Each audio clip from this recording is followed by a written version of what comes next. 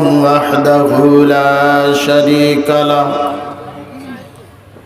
وأشهد أن محمدا عبده ورسوله أما بعد فأعوذ بالله من الشيطان الرجيم بسم الله الرحمن الرحيم يا أيها الذين آمنوا اتقوا الله ولتنظر نفس ما قدمت لغد واتقوا الله إن الله خبير بما تعملون وقال رسول الله صلى الله عليه وسلم كن في الدنيا كأنك غريب أو عابر سبيل وعد نفسك في أصحاب القبور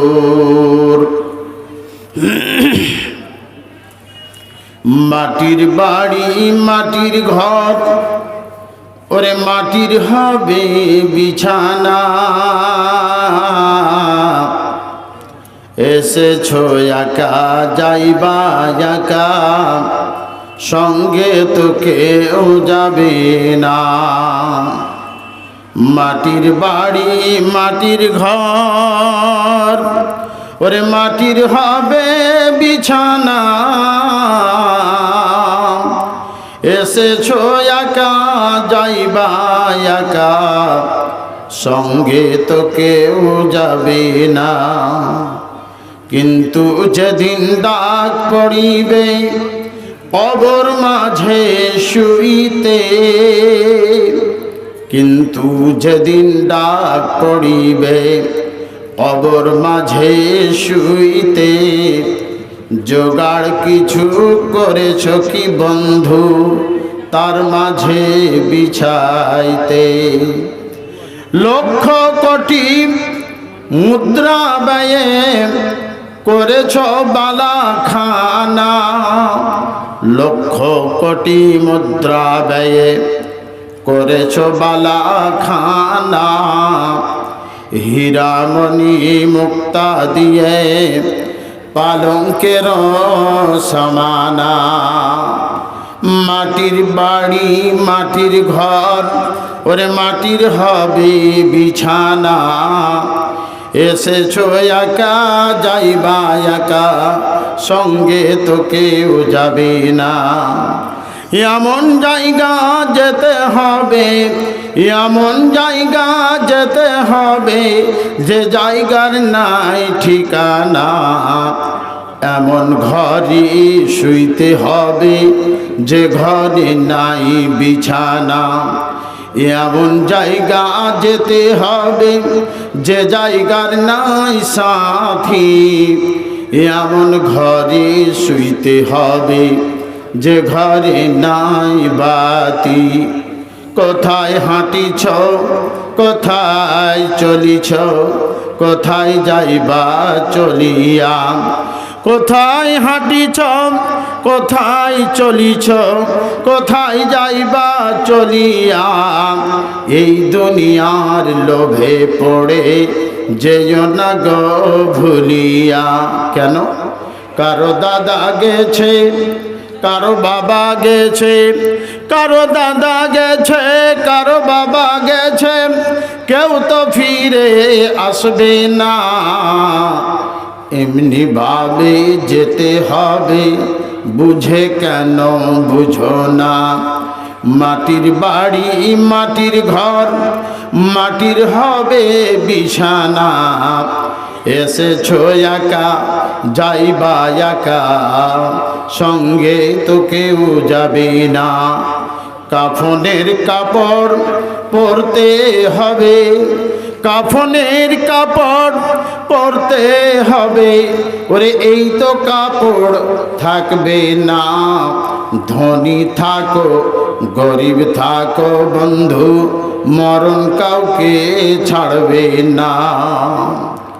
শ্রদ্ধেয় আজকের এই মহতী সভার সুযোগ্য সভাপতি মহাশয় ও উপস্থিত ওলামায়ে কেরামগণ ও মাদ্রাসা কমিটি বৃন্দ, সামনে বসে থাকা ভাই বন্ধু বাবাজিরা ও পর্দার আড়ালের মা ও বোনেরা ও স্নেহের কচিকাচা ছেলে মেয়েরা, আজকে এই বানাত মাদ্রাসার উন্নতিকল্পে জালসা। মাদ্রাসা এই একটি ধর্মীয় প্রতিষ্ঠান যেখানে দিন শিখানো হয়। এই বানাত মাদ্রাসায় ছাত্রীদেরকে দিন শিখানো হয়, আল্লাহর কোরআন শিখানো হয়, আল্লাহ পাকের নবীর হাদিসের ঘটনাগুলো শোনানো হয়, শিখানো হয়। ভাই বন্ধুরা আমার, যেখানে আপনার মেয়েরা, ছেলেরাও পড়াশোনা করে, এখানে শুধু মেয়েরা, আমাদের এই এলাকার মুসলিম মেয়েরা আদর্শবান মেয়ে তৈরি হবে। আমরা এই মাদ্রাসা থেকে আপনাদের এই ছোট্ট ছোট্ট মেয়েরাকে প্রথম থেকেই ইসলামী শিক্ষায় শিক্ষিতা বানিয়ে তাদেরকে শিক্ষিতা করে দিয়ে আপনাদের হাতে তুলে দেব ইনশাআল্লাহ। ভাই বন্ধুরা আমার, এই মেয়েরা শ্বশুর বাড়ি যাবে যখন, কোরআন হাদিসের আলোতে ছেলে মেয়েরাকে তৈরি করতে পারবে। এই মাদ্রাসা আছে বলেই আজকে ছোট্ট ছোট্ট মেয়েরা তারা কোরআনের কথা, হাদিসের কথা মানুষের সামনে তুলে ধরতে পারছে। তারা তাদের ইসলামী পোশাক, ইসলামী লেবাস আপনারা দেখে অত্যন্ত খুশি হয়েছেন। ভাই বন্ধুরা আমার, মা ও খালারা, আজকে যারা কোরআন হাদিসকে ভালোবাসে না, যারা আল্লাহর দ্বীনকে ভালোবাসে না, ইসলামকে ভালোবাসে না, তাদের চরিত্র দেখুন, তাদের মূল্য আল্লাহর কাছে মোটেই নেই। আল্লাহ রাব্বুল আলামিন মুসলিম নারীদেরকে ইজ্জত দিয়েছেন।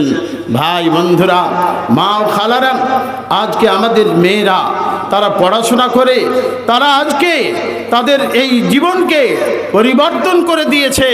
তারা পর্দার সহিত চলাচল করছে, তাদের ভিতরে কোরআনের শিক্ষা আছে, তাদের ভিতরে হাদিসের শিক্ষা আছে। আপনি চিন্তা করবেন, আমি আপনাদের সামনে যে আয়াত পাঠ করেছি, আয়াতের ভিতরে আল্লাহ পাক মুসলিম নর নারীদেরকে সম্বোধন করে বলছেন। আল্লাহ রাব্বুল আলামিন তিনি বলছেন, ইয়া আইয়ুহাল্লাযীনা আমানু। এখানে অন্যান্য জাতের মানুষকে বাদ দিয়ে একমাত্র বিশ্বাসী নর নারীদেরকে, ইমানদার ছেলে মেয়েদেরকে ডাক দিয়ে মহান আল্লাহ বলছেন, হে আমার বিশ্বাসী বান্দা বান্দিরা, হে মুসলিম নর নারীরা, হে ইমানদার ছেলে মেয়েরা, ইত্তাকুল্লাহ, তোমরা সকলে আল্লাহকে বলে ভয় করো। আল্লাহর ভয় যদি অন্তরে থাকে তাহলে আমাদের দ্বারাই শয়তানি কাজ হবে না, কালোবাজারি 2 নম্বরই ধান্ধায় আমরা এগিয়ে যেতে পারবো না। পূর্ণ মাত্রায় আল্লাহর ভয় আমাদের অন্তরে থাকতে হবে। আল্লাহ রাব্বুল আলামিন তিনি মুসলিম নর নারীকে ডাক দিয়ে বলছেন, ইয়া আইয়ুহাল্লাযীনা আমানু, হে আমার বিশ্বাসী বান্দা বান্দিরা, হে মুসলিম নর নারীরা, হে ইমানদার ছেলে মেয়েরা, ইত্তাকুল্লাহ, তোমরা আল্লাহর ভয় তোমাদের অন্তরে রাখো। ভাইয়েরা বন্ধুরা আমার, আপনার অন্তরে যদি আল্লাহর ভয় থাকে, আপনি যখন বক্তব্য রাখবেন আপনার বক্তব্যটা রাখা ভালো হবে। আপনার অন্তরে যদি আল্লাহর ভয় থাকে তাহলে আপনি যখন সালাত আদায় করবেন, নামাজ কায়েম করবেন, তখন আপনার নামাজটা, তখন আপনার সালাতটা ঠিকভাবে আদায় হবে। আপনি যখন দান করতে আসবেন তখন আপনার দানটা উপযুক্ত হবে। আপনি যখন এই ইবাদত বান্দেগি করবেন, আপনি যদি আল্লাহর ভয় অন্তরে রেখে ইবাদত বান্দেগি করেন, তবে আপনার ইবাদত বান্দেগি জিন্দিগিটা সঠিকভাবে হবে। ভাইয়েরা বন্ধুরা আমার, তাই তো মহান আল্লাহ বিশ্বের সমস্ত মানব জাতিকে, মুসলিম নর নারীকে সম্বোধন করে বলছেন, ইয়া আইয়ুহাল্লাযীনা আমানু, হে আমার বিশ্বাসী বান্দা বান্দিরা, ইত্তাকুল্লাহ, তোমরা সকলে আল্লাহকে বলে ভয় করো, আল্লাহর ভয় তোমাদের কলিজায় রাখো। বন্ধুরা আমার, তারপরে আল্লাহ বলছেন, ওয়াল তানজুর নাফসুম মা কদ্দামাত লিগাদ, মুসলিম নর নারীরা, ইমানদার ছেলে মেয়েরা আল্লাহর ভয় অন্তরে রাখার পরে নির্জনে বসবে। আপনি নির্জনে বসেন, বসে বসে সমীক্ষা করেন। আল্লাহ আপনাকে সম্বোধন করে বলছেন, হে আমার বান্দারা, হে মুসলিম নর নারীরা, হে ইমানদার ছেলে মেয়েরা, তোমরা কি আর কি ওয়াল তানজুর নাফসুম মা কদ্দামাত লিগাদ, প্রত্যেকটা মানুষ, প্রত্যেকটা যুবক, প্রত্যেকটা যুবতী, প্রত্যেকটা বৃদ্ধ বৃদ্ধা সকলেই নির্জনে বসে বসে চিন্তা করেন। আপনার মতো মানুষকে আল্লাহ বলছেন, বান্দারে, তুমি ছিলে কি, হয়েছ কি, তোমার অবস্থা কেমন হয়েছে? আপনি বড় বড় বোঝা মাথায় তুলে নিয়ে চলতে পেরেছেন, আজকে আপনার কোমরটা বেঁকা হয়ে গেছে, আপনার শিরা উপশিরাগুলো নিস্তেজ হয়েছে, আজকে আপনার দৃষ্টিশক্তি হ্রাস পেয়েছে, আপনার চোখের পাওয়ার কমে গেছে, দাঁত শক্ত দাঁত, যেই দাঁতে আপনি শক্ত শক্ত মটরের ভাজা চাবিয়ে খেয়েছেন, বুটের ভাজা চাবিয়ে খেয়েছেন, এই শক্ত দাঁত আপনার নড়বড়ে হয়ে গেছে। মহান আল্লাহ আপনার মতো মানুষকে চিন্তা ভাবনা করতে বলছেন, আত্মসমীক্ষা করতে বলছেন, জীবনের হিসাব করতে বলছেন। আপনি জীবনে অনেক টাকা ইনকাম করেছেন, আপনি জীবনে অনেক অর্থ উপার্জন করেছেন, আপনি জমি জায়গা করেছেন, গাড়ি বাড়ি কল কারখানা বিবি বাচ্চা অনেক কিছু করেছেন, তারপরে আপনার দ্বারাই কি জান্নাতে যাওয়ার মতো কাজ হয়েছে? আপনার এই কার্যকলাপে সৃষ্টিকর্তা কি সন্তুষ্ট হয়েছে? আপনার ব্যবহারে মহান আল্লাহ কি খুশি হয়েছে?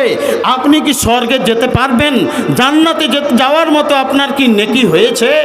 আপনার মতো মানুষকে আল্লাহ বলছেন, বান্দারে, ও আমার বান্দিরা, তোমরা আল্লাহর ভয় অন্তরে রেখে করো কি আত্মসমীক্ষা করো।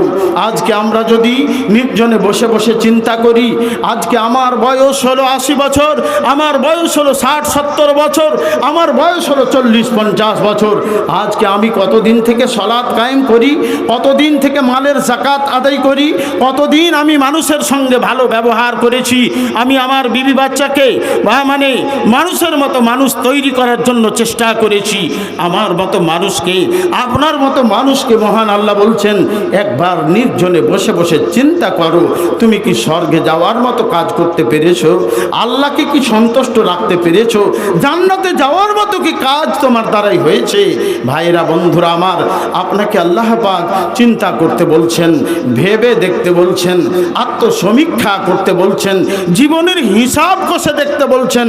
আপনি বেশি জীবনে যা নেকির কাজ করেছেন, না আপনি পাপের কাজ করেছেন, না শয়তানি কালোবাজারি 2 নম্বরই ধান্দা করেছেন, আপনার জীবনে আপনি কোন দিকটা বেশি করেছেন একবার চিন্তা ভাবনা করেন। আপনি তো অনেক ইনকাম করেছেন, আপনি ফালতু পথে খরচ করেছেন, শয়তানি কালোবাজারি 2 নম্বরই ধান্দা করে পয়সা শেষ করেছেন, না আল্লাহর রাস্তায় খরচ করেছেন। এই ধর্মীয় প্রতিষ্ঠানকে সুষ্ঠুভাবে চালাবার জন্য আপনি কি অর্থ ব্যয় করতে পেরেছেন? আপনার মতো মানুষকে মহান আল্লাহ ডাক দিয়ে বলছেন, বান্দা বান্দিরা, একবার চিন্তা করো, একবার ভেবে দেখো তোমার অবস্থা কি হয়েছে।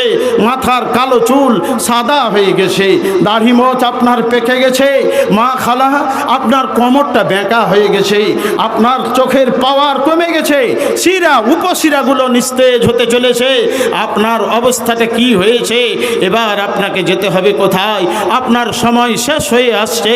আল্লাহ রাব্বুল আলামিন আপনার মতো মানুষকে বলছেন, হে আমার বান্দা বান্দিরা, একবার ভেবে দেখো, একবার চিন্তা করে দেখো, সৃষ্টিকর্তা তোমার প্রতি সন্তুষ্ট কি হয়েছে?